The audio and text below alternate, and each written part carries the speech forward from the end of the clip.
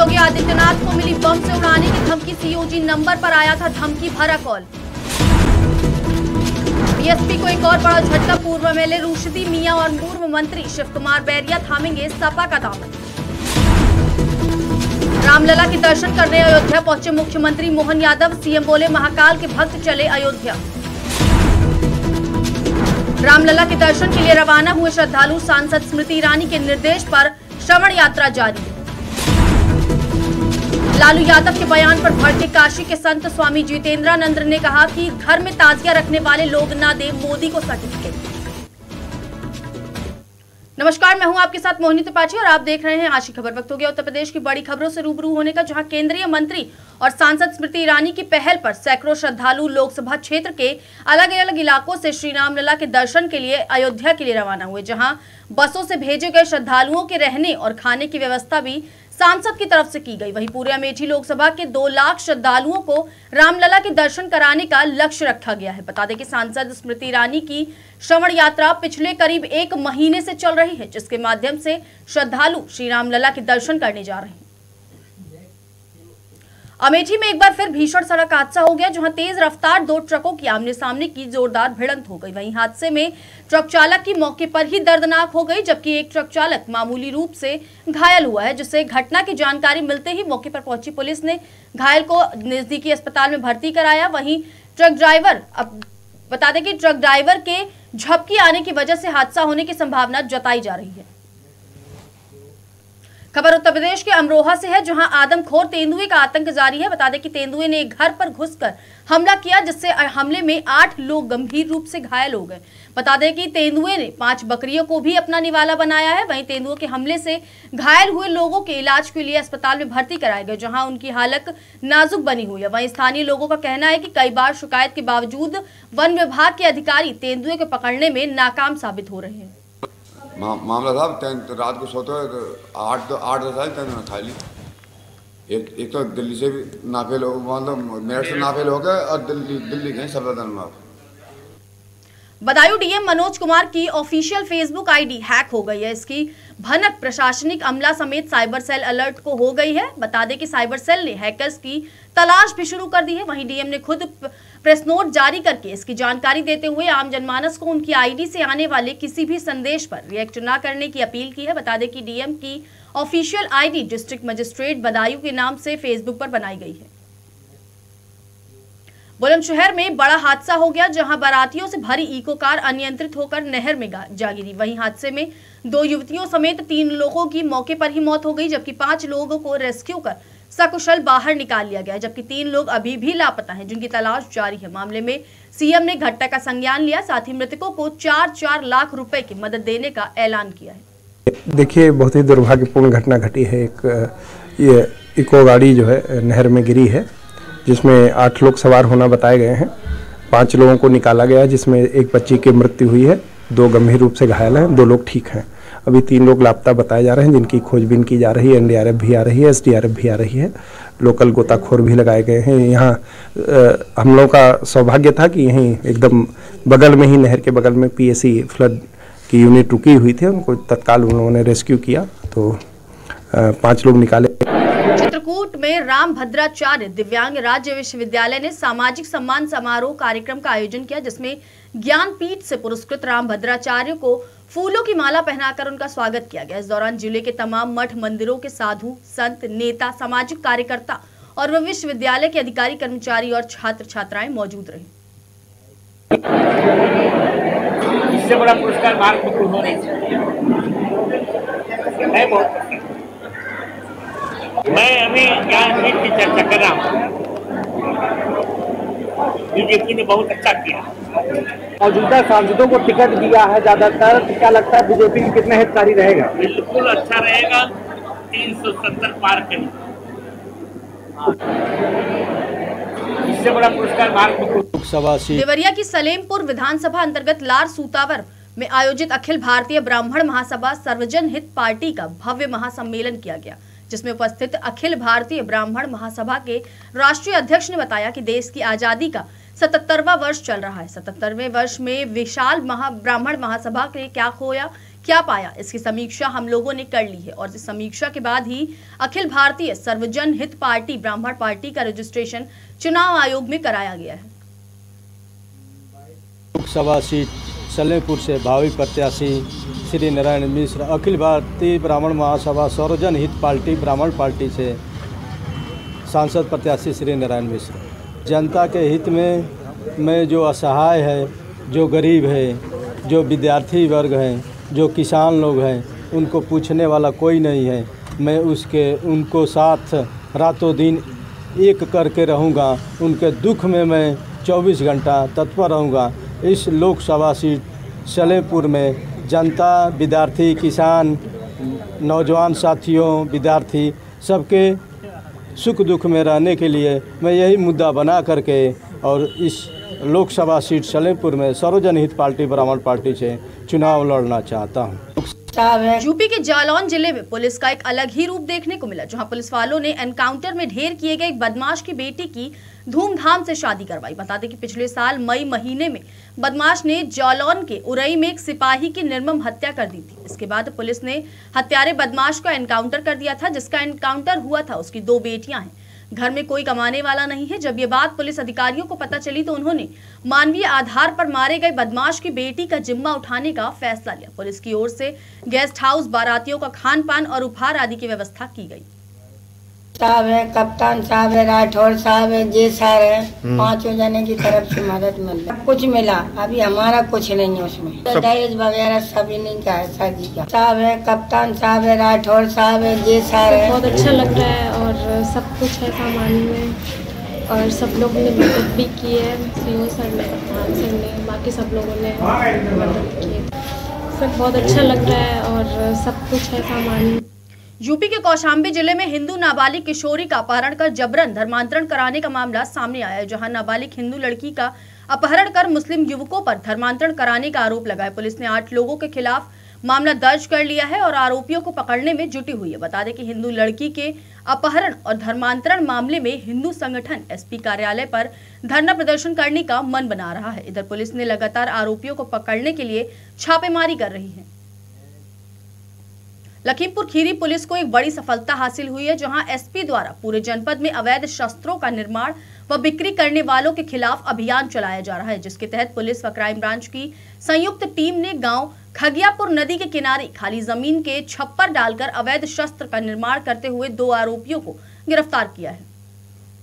अधीक्षक महोदय खीरी के निर्देशन में अवैध शस्त्र बनाने वालों के खिलाफ विशेष अभियान चलाया जा रहा था, जिसके क्रम में क्षेत्राधिकारी धौरारा के नेतृत्व में थाना धौरारा की टीम एवं स्वाट की टीम के संयुक्त प्रयास से अवैध शस्त्र निर्मित करते हुए 2 अभियुक्त पकड़े गए, जिनके पास 12 निर्मित एवं 50 अर्धनिर्मित अवैध शस्त्र एवं भारी मात्रा में शस्त्र बनाने के उपकरण बरामद किए गए हैं।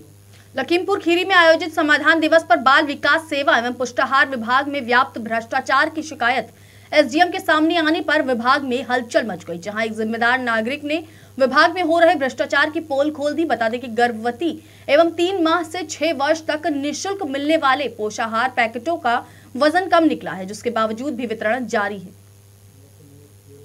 लखनऊ में वाल्मीकि समाज ने भाजपा के समाज को राजनीतिक भागीदारी, हिस्सेदारी और प्रतिनिधित्व दिए जाने की मांग की है, जहां प्रेस क्लब में आयोजित प्रेस वार्ता में समाज सेवी जगदीश अटल वाल्मीकि ने अयोध्या धाम के पास बहराइच सहित 5 सुरक्षित सीट पर वाल्मीकि समाज के लोगों को टिकट दिए जाने की मांग की है। उन्होंने कहा कि इससे समाज के नौजवान कार्यकर्ताओं को मनोबल बढ़ेगा। समाज के कुछ प्रबुद्ध वर्ग के लोग इकट्ठे हुए हैं और इस पर विचार विमर्श किया जाना है कि भाजपा सरकार में उन्हें कितना प्रतिनिधित्व मिल रहा है या कि उनको प्रतिनिधित्व नहीं मिल रहा है। समाज के वो वरिष्ठ और प्रबुद्धजन इस पर विचार करेंगे और आगामी शीघ्र ही कुछ और बैठकें भी आयोजित होंगी, जिनमें कि रणनीति पर विचार किया जाएगा कि आखिर इस समाज को कैसे आगे बढ़ाने के लिए हम अपना प्रतिनिधित्व भाजपा सरकार में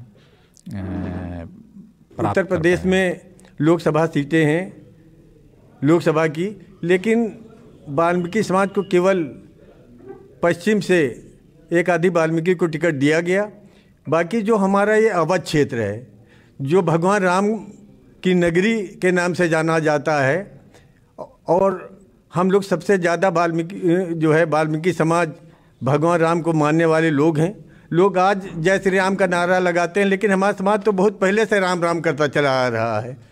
लेकिन यहाँ अवध के क्षेत्र का कोई भी किसी भी लोकसभा सीट से आज तक वाल्मीकि समाज को लोकसभा का टिकट नहीं दिया गया है। ये बहुत वाल्मीकि समाज एक रोष भी प्रकट कर रहा है और दुख भी प्रकट कर रहा है कि ऐसा नहीं कि हमारे वाल्मीकि समाज में जीतने वाले लोग नहीं हैं।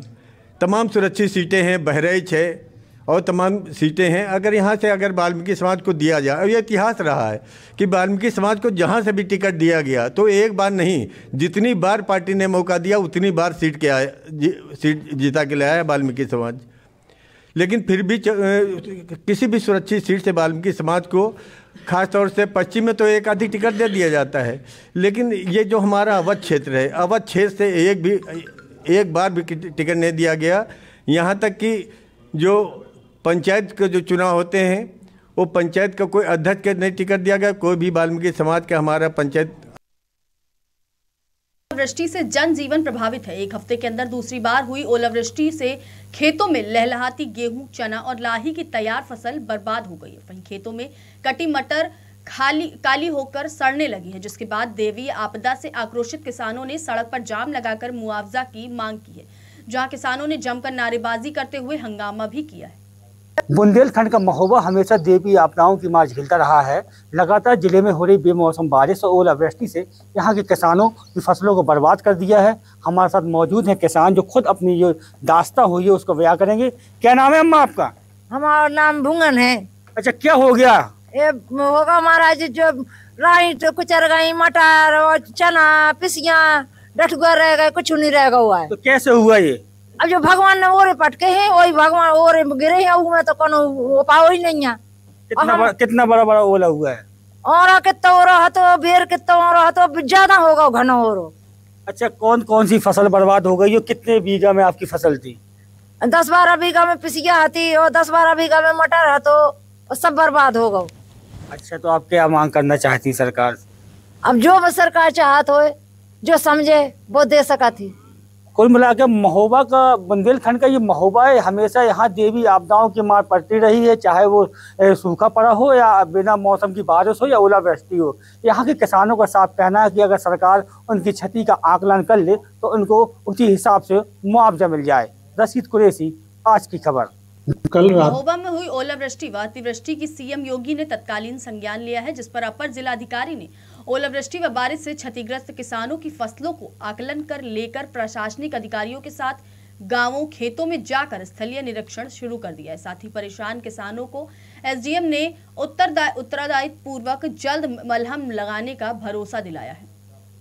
कल रात्रि 2 मार्च 2024 की रात्रि को और आज दिन में 3 मार्च को दोपहर को बेमौसम बरसात और ओलावृष्टि के कारण जो फसलों की क्षति हुई है, उस क्षति के आकलन के लिए शासन के निर्देशानुसार और जिलाधिकारी महोदय के निर्देशानुसार सभी राजस्व कर्मचारियों अधिकारियों की टीमें क्षेत्र में भ्रमण के लिए लगा दी गई हैं। सभी एसडीएम्स, सभी तहसीलदार, नायब तहसीलदार, कानूनगो, लेखपाल, सभी लोग इस समय मौके पर फील्ड में हैं और वो किसानों से वार्ता करके और मौके पर जाकर के फसलों की क्षति का आकलन कर रहे हैं।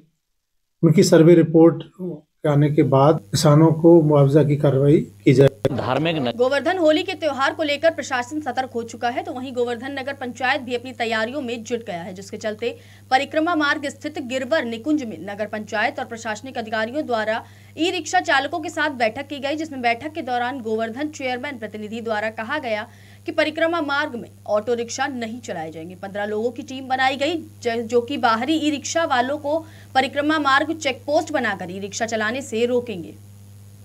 धार्मिक नगरी, बहुत बड़ी धार्मिक नगरी है, देश विदेश के श्रद्धालु यहाँ आते हैं। ई रिक्शा रोजगार से जुड़ा हुआ मुद्दा तो है, लेकिन अव्यवस्था का मुद्दा भी ये बन गया है।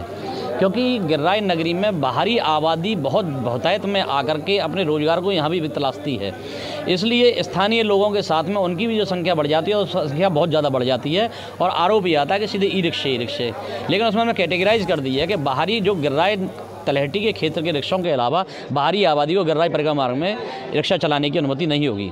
जो भी बाहरी लोग आते हैं वो अपने रिक्शों को आउटर रोडों पर चलाएं, हमें कोई भी आपत्ति नहीं है, लेकिन परिक्रमा मार्ग में सिर्फ परिक्रमा मार्ग के रिहायशी लोगों की आबादी के ही ई रिक्शे संचालित होंगे।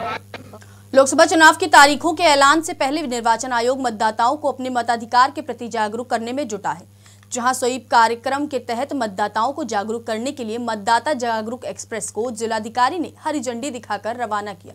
जिलाधिकारी कार्यालय के शुरू हुई एलईडी मतदाता जागरूकता एक्सप्रेस जिले के कम मतदाता प्रतिशत वाले बूथों में जाकर लोगों को जागरूक करेगी। ये वैन जिले के 6 विधानसभा क्षेत्रों में जाकर मतदाताओं को जागरूक करेगी। देखिए, जनपद में मतदाता जागरूकता को लेकर निरंतर कार्य हो रहे हैं, आप सभी लोग इसको देख भी रहे हैं। ईवीएम डेमोन्स्ट्रेशन सेंटर्स भी विगत में हमारे यहाँ जो है चलाए जा रहे हैं और ईवीएम डेमोन्स्ट्रेशन की वैन्स, जैसे कि आज एक हरी झंडी दिखाई गई है, ये भी पहले से जनपद में संचालित की जा रही हैं। आज जनपद में जिसको एक हरी झंडी दिखाई है, ये ईवीएम डेमोन्स्ट्रेशन और जागरूकता के लिए एक हमारी वैन है। इसको पूरे जनपद में हम लोग रूट वाइज ये जाएगी और प्रचार प्रसार करेगी और उसके बाद जनपद अमेठी के लिए प्रस्थान करेगी। देखिए, जनपद में मतदाता जागरूकता कल पटना के गांधी मैदान में हुए जन विश्वास महारैली में राष्ट्रीय जनता दल के राष्ट्रीय अध्यक्ष द्वारा पीएम को हिंदू नहीं होने के सवाल पर काशी के संतों ने नाराजगी व्यक्त की है और कहा है कि वह लालू यादव वही हैं जिन्होंने पितृपक्ष में राहुल गांधी को मटन बनाना सिखाया, जिनके घर में राबड़ी देवी ताजिया रखती हैं, वह हिंदू कैसे हो सकते हैं। साथ ही कहा कि यह वही लालू यादव हैं जिन्होंने खुले मंच में सार्वजनिक रैली में यह प्रमाण पत्र मांगा था कि अयोध्या में भगवान श्री राम पैदा हुए थे या नहीं।